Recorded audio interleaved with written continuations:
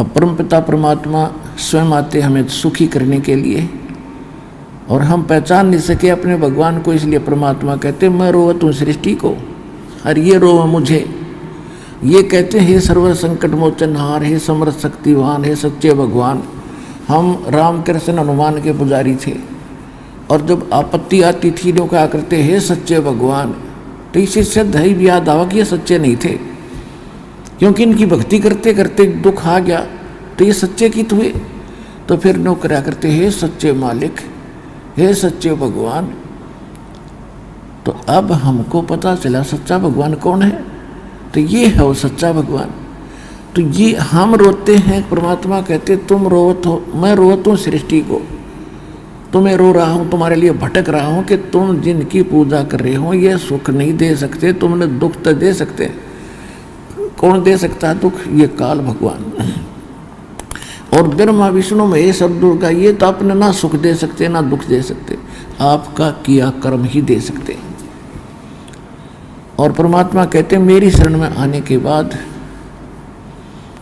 तुम्हारे कर्म के अंदर, प्रारब्ध के अंदर, किस्मत के अंदर यदि कोई पाप कर्म भी अधिक है उनको भी खत्म कर दूंगा, नाश कर दूंगा।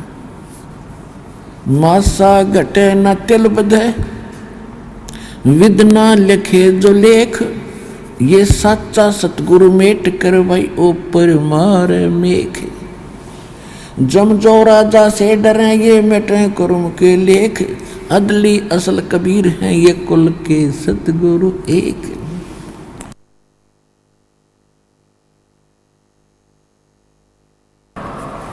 परमात्मा भी कहते हैं अमर करूं सतलोक पठाऊं, तात बंदी छोड़ कहाऊं, अजर अमर बंदी छोड़ हमारा नामम, अजर अमर है अस्थिर ठामम। जब ही सतनाम हृदय धरो, भयो पाप को नाश, जैसे चिंगारी अग्नि की बई पड़े पुराण गास। परमात्मा कहते हैं मेरे पास एक ऐसा जालिम मंत्र है, इसका सच्चे ढंग से सच्चे संत से प्राप्त होने के बाद आपके असंग जन्मों के जो संचित कर्म हैं या प्रारब्ध के कर्म हैं उनको ऐसे फूंक देगा जैसे सूखे घास को एक माचिस की तिल्ली से 1000 टन पड़ा हो, एक माचिस की सीख जला कर लगा दो, सारा भक्कड़ ठा देगी। और फिर चलेगी तेज हवा, उसको कहीं का कहीं पटक देगी, ठाकर मैदान साफ हो जाएगा। ऐसे परमात्मा के सतनाम के अंदर वो पाप नाशक शक्ति है। जैसे सूरज के आगे बदरा, ऐसे कर्म छयारे, प्रेम की पवन करे चतुमंजन जल के तेज नयारे। जैसे सूरज के आगे बादल, सूर्य के सामने बादल आ जाते हैं तो सूर्य का जो वास्तविक प्रकाश में प्राप्त नहीं हो रहा, जो लाभदायक है। और फिर तेज हवा चलती है तो बादल इधर उधर बिखेर देती है, तो सूर्य का वो स्पष्ट प्रकाश हमारे तक पहुंच रहा होता है। ऐसे आत्मा और परमात्मा के बीच में हमारे पाप कर्मों की ये बादल छा गए। उसके लिए परमात्मा ने कहा कि जैसे सूरज के आगे बादल बदरा, ऐसे कर्म छयारे, और प्रेम की पवन करे चितमंजन, फिर जल के तेज नयारे। परमात्मा में प्रेम जागेगा। प्रेम जब जागेगा हम परमात्मा के गुणों से परिचित होंगे, हम फिर इसके ऊपर आसक्त होंगे, आशिक होंगे।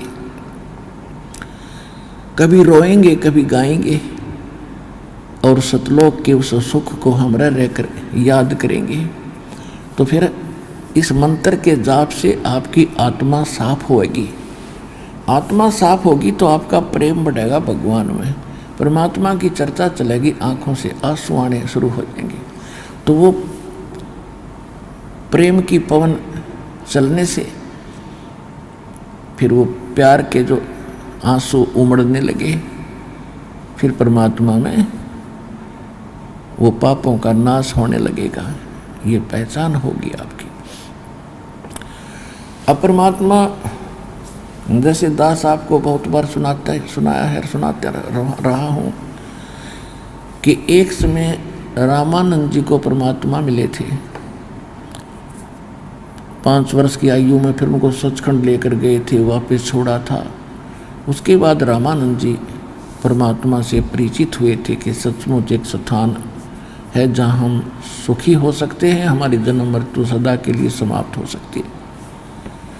और उनको ये भी विश्वास हो गया था कि कबीर परमात्मा है। परमात्मा ने फिर उनको एक आदेश दे दिया था, ये समझ लो कि इस गुरु शिष्य की मर्यादा बनाए रखने के लिए आप जी ने ये भूमिका मेरी आज्ञा से करनी पड़ेगी।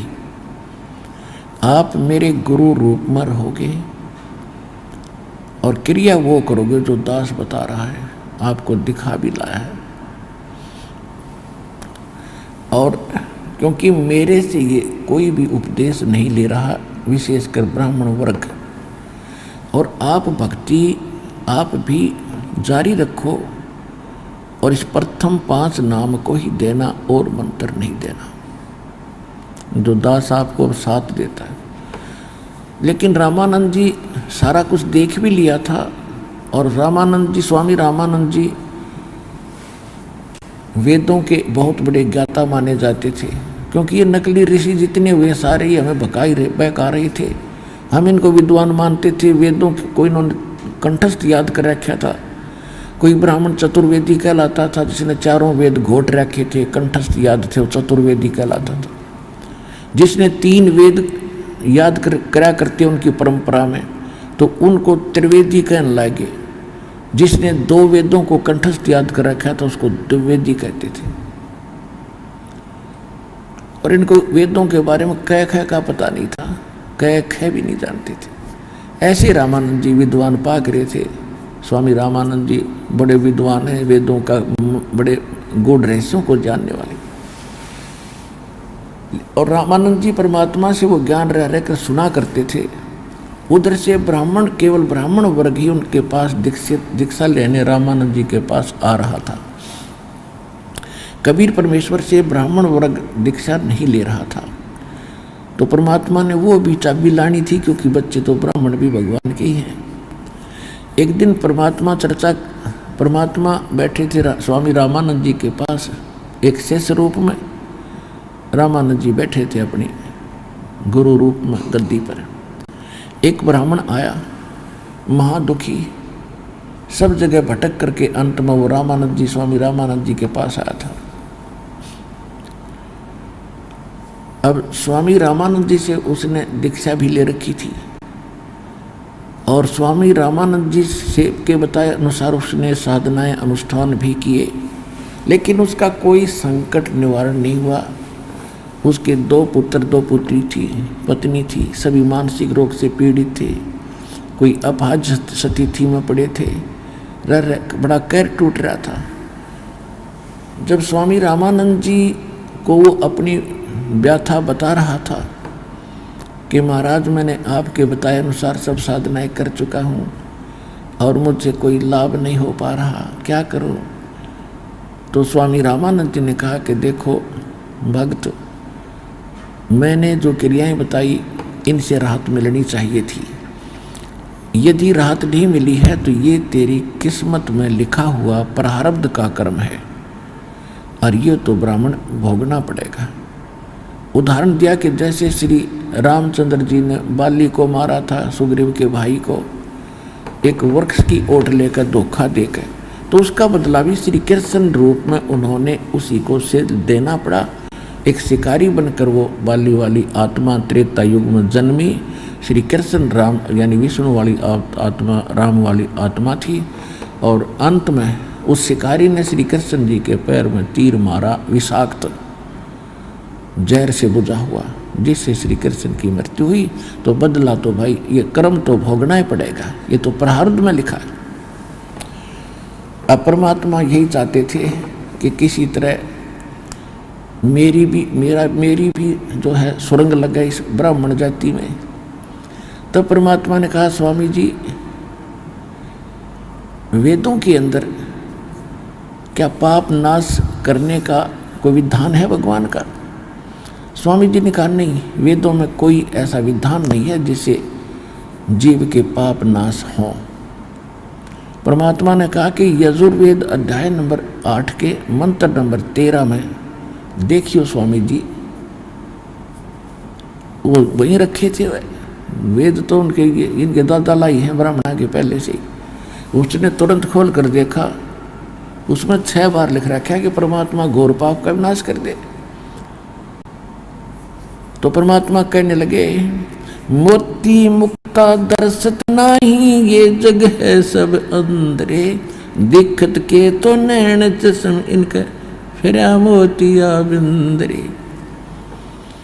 अब रामानंद जी वो जानते थे उनको कि केवल कबीर दानक नहीं, ये परमात्मा है।